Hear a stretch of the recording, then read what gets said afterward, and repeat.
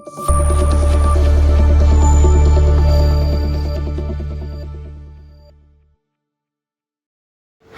All, welcome to our channel. అందరూ ఎలా ఉన్నారు? ఈరోజు వ్లాగ్లో మరొక ఫేమస్ టెంపుల్ అయిన హైదరాబాద్లో ఉన్న బల్కంపేట ఎల్లమ్మ టెంపుల్ని అయితే చూపించబోతున్నాను. ఇప్పుడైతే చాలా ఫేమస్, తెలియని వాళ్ళు ఉండరు. ఈ టెంపుల్కి ఒక 700-800 ఇయర్స్ హిస్టరీ ఉంది. అంతకుముందు ఏరియాలో అన్ని పొలాలు ఉండేవంట. ఒక రైతు బావి తవ్వుతుంటే ఒక రాయికి మన అమ్మవారి ఎల్లమ్మ తల్లి రూపంతో ఒక రాయి కనిపించిందంట. అది ఎంత తీయడానికి ప్రయత్నించినా కానీ అది కదలలేదంట. అప్పుడు ఊళ్ళో వాళ్ళని పిలిచి కదిలించడానికి ప్రయత్నిస్తుంటే ఇంకా కదలలేదంట. అప్పుడు మనకి పూనకాలు వస్తాయి కదా, దేవుళ్ళు వచ్చే వాళ్ళు వస్తారు కదా, వాళ్ళు వచ్చి అమ్మవారి ఇక్కడ నుండి పూజలు తీసుకోవాలనుకుంటున్నారు కాబట్టి మనం ఇది కదిలించొద్దు, ఇక్కడే గుడి కడదామని చెప్పేసి ఇంకా అక్కడే బావిలోనే పూజలు చేయడం అయితే స్టార్ట్ చేశారు. ఇంకా ఇక్కడేమో మనం బోనాలు తీస్తున్నారు. ఆషాఢంలో వెళ్ళానని చెప్పాను కదా, నేను ఆషాఢంలో దర్శనానికి వెళ్ళాను. అందుకే ఎంత క్రౌడ్ ఉంది. చాలామంది ఆషాఢంలో బోనాలు తీస్తారు. ఇక్కడ బోనాలతో పాటు ఇంకా మేకపిల్లల్ని, తర్వాత గొర్రెపోతుల్ని కూడా బలిస్తారు. ఇంకా కళ్ళు కూడా పోస్తారు. ఇది మన తెలంగాణ ట్రెడిషన్.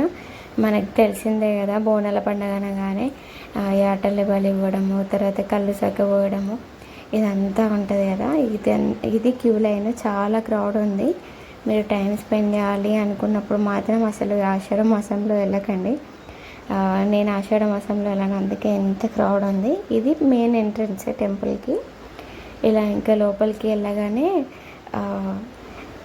రైట్ సైడ్లో అమ్మవారికి సంబంధించిన శారీస్ ఉంటాయి కదా, అవి కూడా మనకి ఇక్కడ అమ్ముతారు. ఒక బియ్యం పోస్తారు అమ్మవారికి. ఒక బియ్యం పోసే చీరలు ఇక్కడ అమ్ముతారు, మనం కొనుక్కోవచ్చు. ఇవి ఈ టెంపుల్ టైమింగ్స్ వచ్చేసి పొద్దున 6 గంటల నుండి మధ్యాహ్నం 1 గంట వరకు అయితే ఓపెన్ చేసి ఉంటుంది. మళ్ళీ 3 గంటల నుండి రాత్రి 8 గంటల వరకు అయితే ఓపెన్ చేస్తారు. ఇది టెంపుల్ టైమింగ్స్. ఇంకా సండేస్ కూడా ఇదే టైమింగ్స్ ఉంటాయి.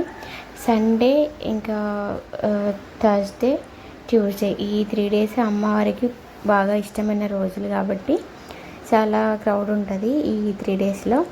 ఇక్కడ మనకి మెయిన్ టెంపుల్ వచ్చేసి గర్భగుడి లోపలికి ఉంటుందండి. మినిమం ఒక 10 feet డీప్ ఉంటుంది, 10 feet లోతు ఉంటుంది గ్రౌండ్ లెవెల్ నుండి.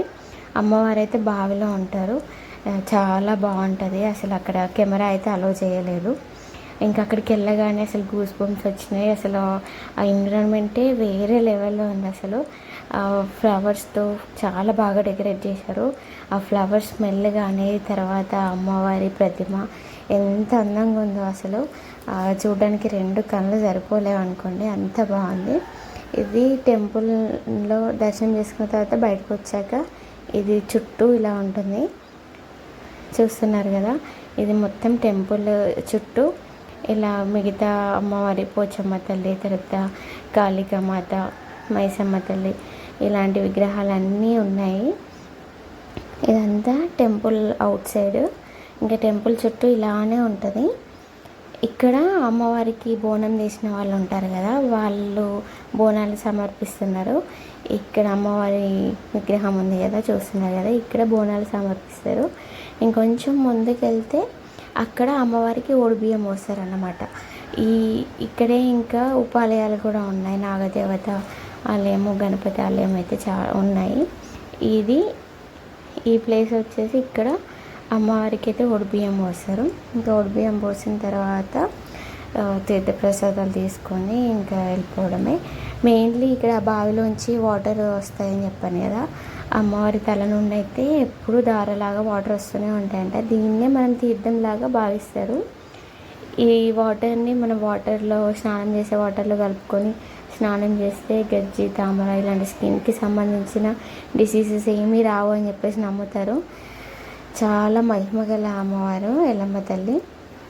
వీలైతే మీరు కూడా ఒకసారి విజిట్ చేయండి. నెక్స్ట్ వీడియోలో కలుసుకుందాం.